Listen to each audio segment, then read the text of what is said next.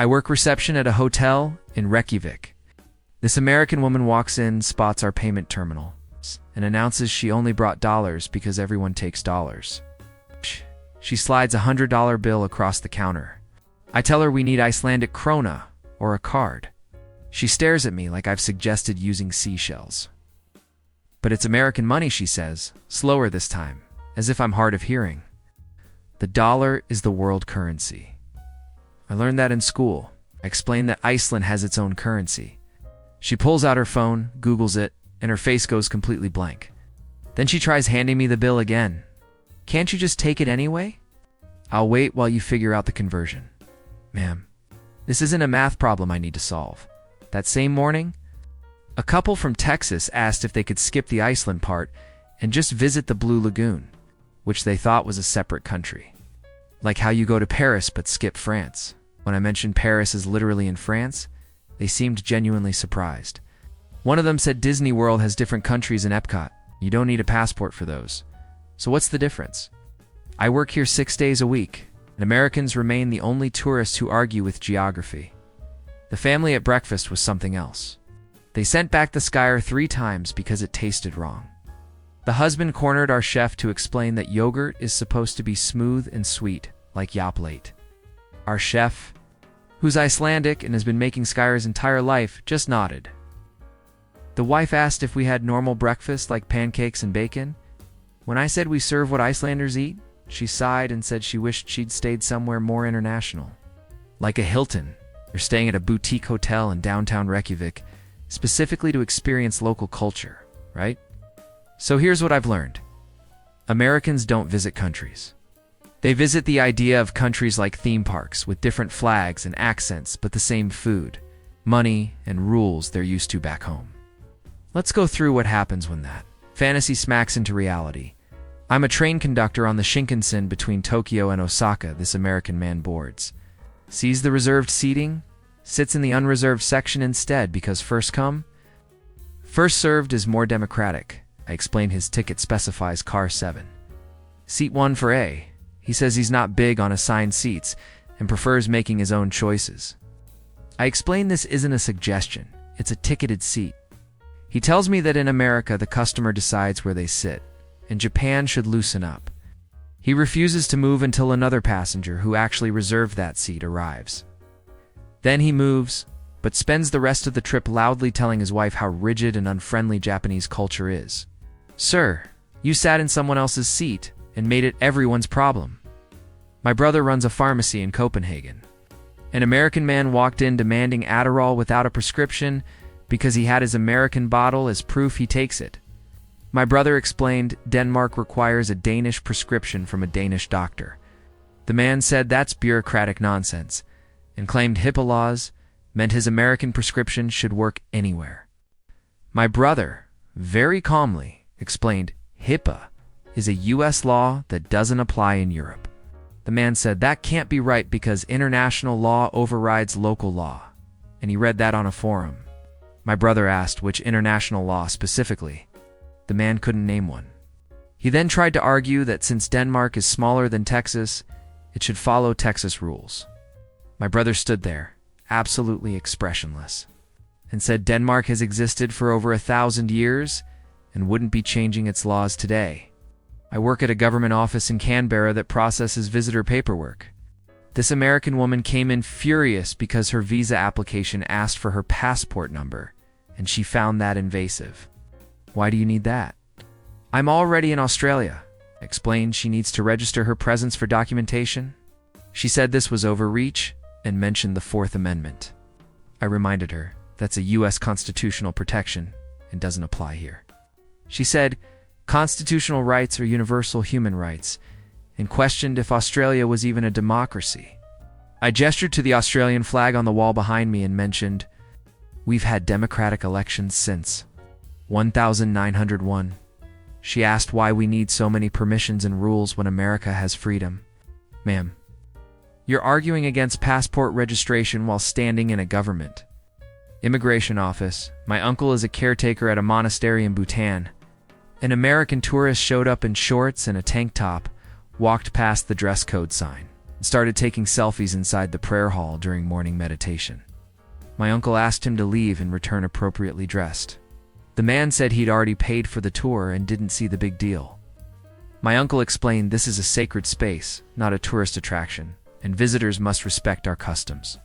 The man said charging an entry fee makes it a tourist attraction, so the rules shouldn't apply. My uncle pointed out that churches in America also have entry fees or suggested donations. The man said that's different because American churches welcome everyone. My uncle, who's been a monk for 30 years, said our monastery also welcomes everyone who follows the rules.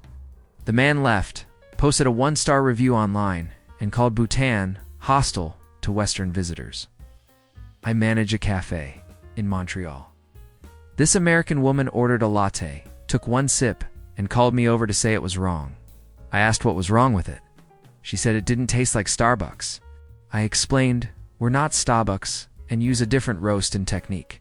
She insisted a latte is a latte and claimed there's an international coffee standard. I told her there isn't. She pulled up a photo of a Starbucks latte on her phone and showed it to me like evidence in court. See, yours doesn't look like this. I explained that different cafes make coffee differently. She said that's confusing for customers and suggested we follow the Starbucks model so people know what they're getting. Lady, if you wanted Starbucks, there's one 3 blocks away. My cousin works at a restaurant in Barcelona. An American couple ordered paella, then got upset when it took 40 minutes. They said they had dinner reservations in an hour and needed the food rushed. My cousin explained, Paella isn't fast food. It's cooked fresh to order and takes time. The husband said that's poor time management and American restaurants always accommodate tight schedules. My cousin asked if American restaurants also serve authentic paella. The husband paused, then said, Chipotle makes rice bowls in under 5 minutes, and it's basically the same thing. My cousin just stared at him. The wife suggested we use microwaves to speed things up and asked why we're stuck in old methods.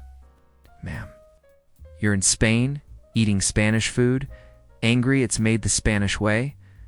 I work behind the bar at a pub in Dublin. This American man ordered a Guinness, watched me pour it, and asked why I stopped halfway. I explained it needs to settle before topping it off. It's a 2-part pour. He said, that's unnecessary and all in your head. He claimed beer is beer and the pour doesn't change the taste. I told him it absolutely does, especially with Guinness. He said he drinks beer all the time in America and never noticed a difference. I handed him his properly poured Guinness. He took a sip, said it tasted weird, like it's flat or something, and asked for a Bud Light instead. We don't carry Bud Light. He said every bar should stock international basics so Americans feel comfortable. Mate, you're in Ireland. Guinness is the international basic here. I'm a waiter at a steakhouse in Buenos Aires. An American man ordered bife chorizo, medium rare. When it came out, he cut into it, saw pink, and called me over to say it was undercooked. I explained medium rare means pink in the center. He said he knows what medium rare is, but this was too pink. I offered to have it cooked more. He said no, just bring him a new one cooked right this time. I asked how he wanted it. He said medium rare again. I confirmed warm red center. He said no, pink, but not this pink, American pink. I went back to the kitchen, told the chef, who stared at me in silence. The chef recooked the steak to medium well. The man took one bite and said, see, that's proper medium rare, sir. That's just well done with denial. I worked the ticket desk at a train station in Prague. This American woman asked for a train to Germany. I asked which city in Germany. She said just Germany. I explained Germany is a large country with many cities, and I need a specific destination. She said she'd figure it out when she got there and just wanted a ticket to the border. I explained trains don't work that way, you book to a specific station. She got frustrated and said Amtrak sells regional passes, so why can't Europe? I mentioned there are rail passes, but you still choose destinations. She asked why Europe makes travel so complicated. Ma'am, you're asking for a ticket to an entire country. My father is a bus driver in Singapore.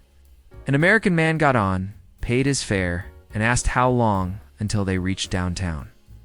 My father asked downtown where? The man said downtown Singapore. My father explained this bus runs through multiple districts, and he needs to know where specifically. The man said he didn't know the name, just the main part, where the tourists go. My father suggested Marina Bay. The man said sure. 3 stops later, the man accused my father of taking him the wrong way because he didn't see the Statue of Liberty. My father, extremely confused, said the Statue of Liberty is in New York. The man said he saw it online in pictures of Singapore. Turns out he'd confused the Merlion with the Statue of Liberty and assumed Singapore just had a smaller version. A taxi driver in Cairo. This American couple got in and asked to go to the pyramids. Asked which pyramid, Site Giza, Saqqara, Dashur. They looked annoyed and said, the pyramids. The famous ones from the photos. I said Giza.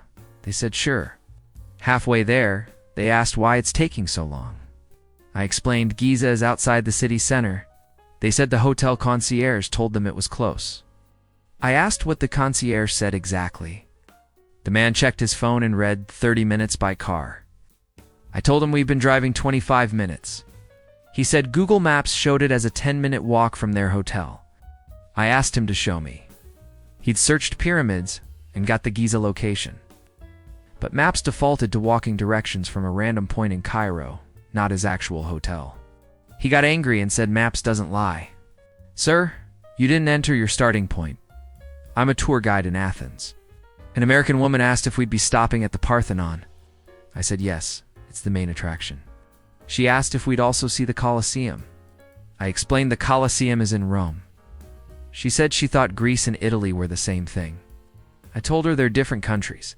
She said they're both Mediterranean, and it's confusing that they're separate. She asked why Europe doesn't just merge similar countries to make travel easier. I said Europe has 44 countries with distinct histories, languages, and cultures. She said that seems excessive. Ma'am, you're asking why thousands of years of civilization didn't organize itself around your vacation logistics. I bartended at a lounge in Lima. An American man confidently told his friends that Peru uses the dollar because most of South America does. I corrected him we use soles. He looked skeptical and asked, what percentage of South American countries use dollars? I said none, except Ecuador and a few territories. He couldn't believe it. But you take dollars here, right? I said only if tourists insist, and at a terrible rate. He paid in dollars anyway, lost 20% on the conversion, then complained the drinks were overpriced. And that's the thing, right? Americans don't travel to discover the world. They travel expecting the world already knows them, assuming their money spends everywhere. Their laws apply universally, and their way of doing things is the default. It's not malicious. It's just this unshakable belief that being American means being the center of everything. Watching that belief crack in real time, that's the free entertainment we get in exchange for the headache.